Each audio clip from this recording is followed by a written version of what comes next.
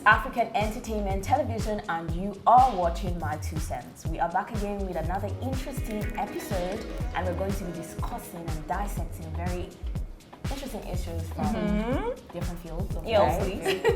My name is Gabrielle Edu, and I'm going to let these beautiful ladies introduce themselves, starting from my father.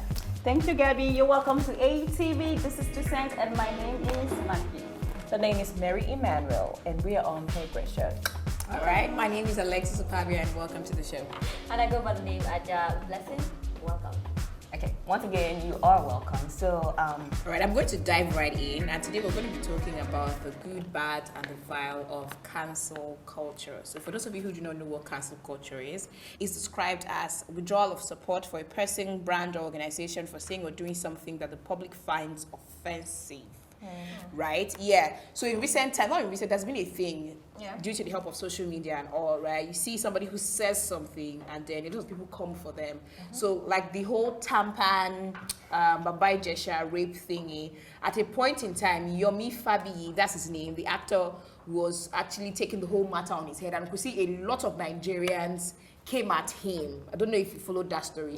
They came at him, they were saying this, they were saying that. Even at some point, I'm not saying Tampan did wrong or did right, but they had to call out Iyabo Ojo and what's her name, Nkechi Blessing, and then even withdrew them from their organization. So it has actually been a thing. So today we're actually talking about that, the good, the bad, if it's actually something that you believe is here to come to stay, or something that we should, maybe just let it be the way that it is. So Maggie.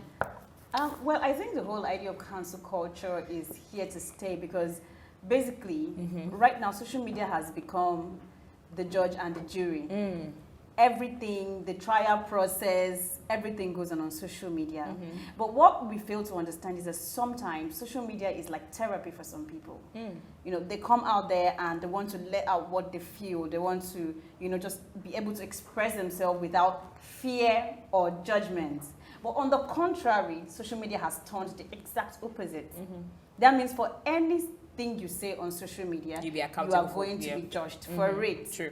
By somebody's watching. Somebody you don't Somebody's even watching. Exactly. Somebody who is not even feeding you. Somebody who's not paying your bills. That is the most annoying aspect of it. But then the whole cancel culture thing, I think we're taking it a bit too far because we don't give these people, especially the celebrities, we don't give them the chance to actually understand from where they are coming from. We are not in their shoes. We don't know what motivates or what inspired what they do. And then I say, okay, because they said this, they are cancelled.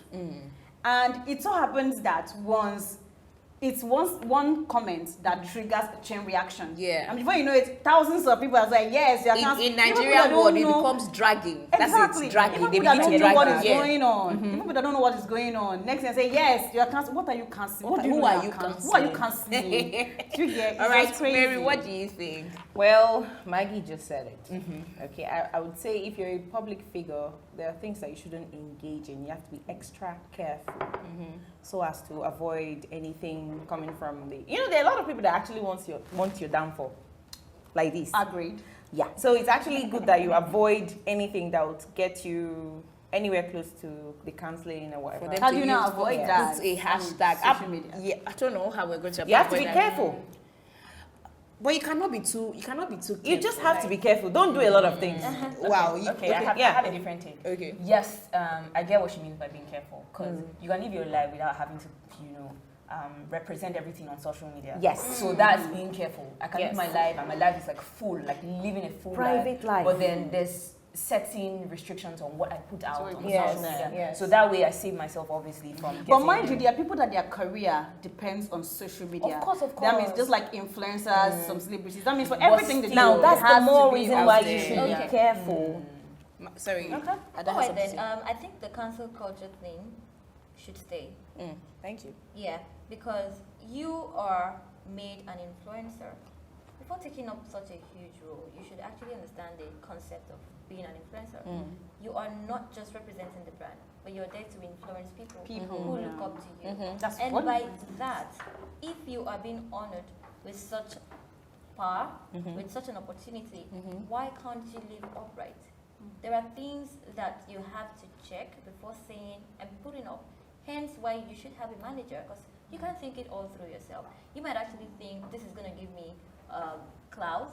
People are going to search for me Even more. controversial But you have to stuff. actually scrutinize, and reevaluate that thing before putting it out, because aside the people that you're influencing, you have a business at hand. And if you actually go out of point, you're going to lose that job. Yeah. So aside your fans who look up to you, you should actually be sensible enough to know that, hey, this is my source of income. Okay. I have to be sensible. Be I have careful. something else to You say. can't just go there and do whatever Still you under want the to do umbrella of online being careful. and